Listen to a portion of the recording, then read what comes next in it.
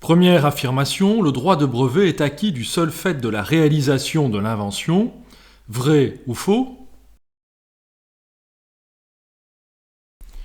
C'est faux. Avoir réalisé une invention ne suffit pas. Encore faut-il que cette invention réponde positivement aux conditions de brevetabilité prévues par le droit des brevets. Il faudra en outre initier une procédure auprès d'un office des brevets, rédiger une demande de brevet, l'office des brevets appréciant si l'invention répond ou non à ces conditions de brevetabilité. Seconde affirmation, c'est toujours l'inventeur qui décide du dépôt de la demande de brevet. Vrai ou faux?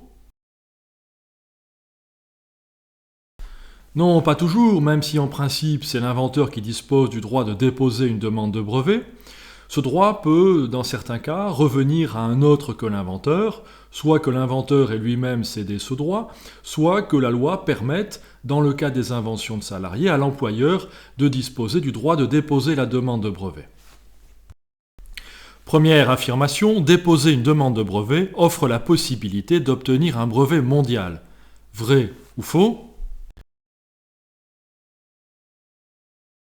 Non, c'est faux, le droit de brevet est territorialisé, il est obtenu pays par pays. Il faudra déposer des demandes de brevets auprès des offices des brevets de chacun des pays qui nous intéressent. Il n'y a pas de possibilité d'obtenir un enregistrement valable dans tous les pays.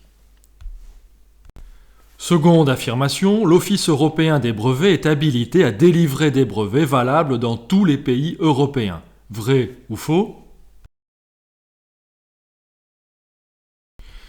Oui, c'est vrai, il y a tout de même en Europe une facilité. Via l'Office européen des brevets, on a la possibilité, au terme d'une procédure unique, d'obtenir des droits de brevet valables dans chacun des pays de l'espace géographique européen. Première affirmation, la demande de brevet fait l'objet d'une publication accessible à tous. Vrai ou faux? Oui, c'est exact. Peu de temps après le dépôt de la demande de brevet, cette demande de brevet sera publiée.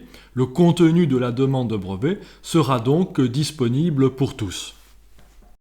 Seconde affirmation, l'Office des brevets réalise un rapport de recherche pour vérifier qui sont les véritables inventeurs. Vrai ou faux? C'est faux, le rapport de recherche que réalise l'Office des brevets vise à identifier d'éventuelles antériorités susceptibles d'atteindre principalement la nouveauté de l'invention. L'Office des brevets ne fait pas de vérification de la déclaration des inventeurs qui figure dans la demande de brevet. Première affirmation, le rapport de recherche remis par l'INPI au déposant lui permet d'apprécier la brevetabilité de son invention. Vrai ou faux? Oui, en effet, l'INPI va réaliser un rapport de recherche qui vise à identifier si l'invention était déjà connue avant le dépôt de la demande de brevet. Charge au déposant de tirer des conséquences du fait qu'éventuellement tout ou partie de son invention était déjà diffusée avant le dépôt de la demande de brevet. Il pourra soit retirer sa demande de brevet, soit la modifier, soit la maintenir éventuellement en provoquant tout de même la délivrance du brevet. Seconde affirmation, le rapport de recherche définitif publié par l'INPI lors de la délivrance du brevet peut faire apparaître un défaut de brevetabilité de l'invention. Vrai ou faux? Oui, c'est vrai, avant la délivrance du brevet, l'INPI fait réaliser un rapport de recherche définitif dont la finalité est d'identifier si il y a des difficultés résiduelles s'agissant de la brevetabilité de l'invention. Il en est ainsi car l'INPI n'examine pas en vérité les conditions de brevetabilité, et donc le brevet peut très bien être délivré avec un rapport de recherche définitif défavorable qui donnera à penser que le brevet n'est pas pleinement valable et qu'il pourra par la suite faire l'objet d'une annulation. Première affirmation, l'Office européen des brevets désigne un examinateur qui doit produire un rapport sur la brevetabilité de l'invention. Vrai ou faux?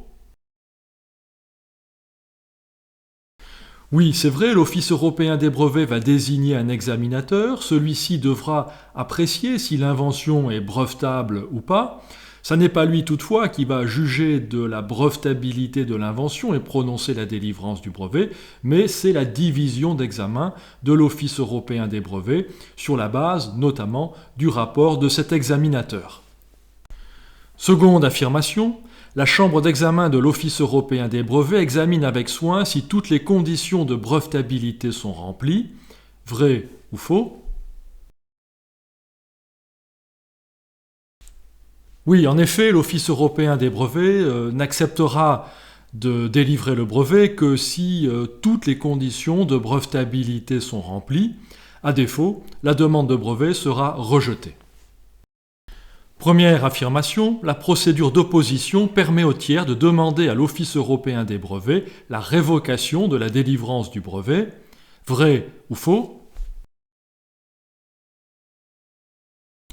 Oui, il est souhaitable que l'Office européen des brevets délivre des brevets aussi solides que possible.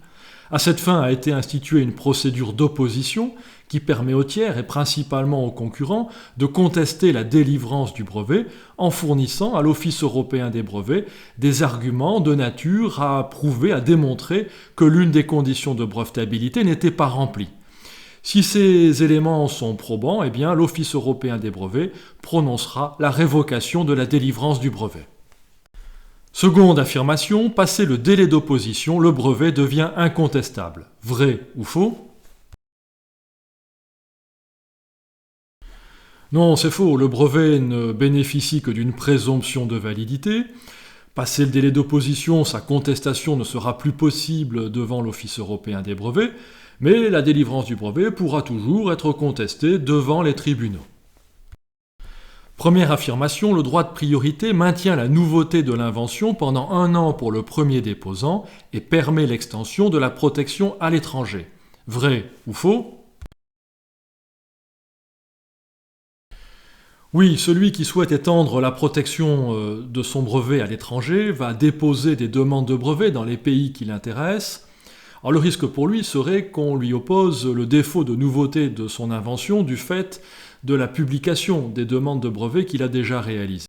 Le droit de priorité offre une solution en prévoyant que l'invention demeure nouvelle dans l'année qui suit le premier dépôt de demande de brevet.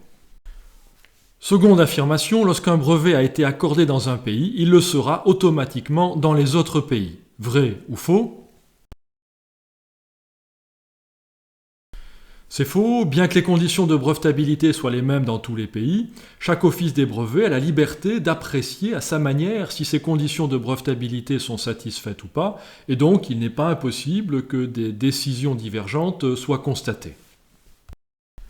Première affirmation, la protection par brevet est accordée pour une durée de 20 ans à compter de la date de dépôt de la demande de brevet. Vrai ou faux? C'est vrai, et c'est valable dans tous les pays, le droit de brevet est accordé pour une durée de 20 ans. Il faut bien noter que cette durée de 20 ans n'est pas renouvelable et que donc la protection disparaîtra automatiquement une fois cette échéance des 20 ans atteinte. Seconde affirmation, le maintien en vigueur du brevet est conditionné au paiement d'une redevance annuelle à l'Office des brevets. Vrai ou faux? Oui, c'est exact. Le maintien en vigueur de la propriété sur le brevet est conditionné au paiement d'une annuité, d'une redevance annuelle à l'Office des brevets.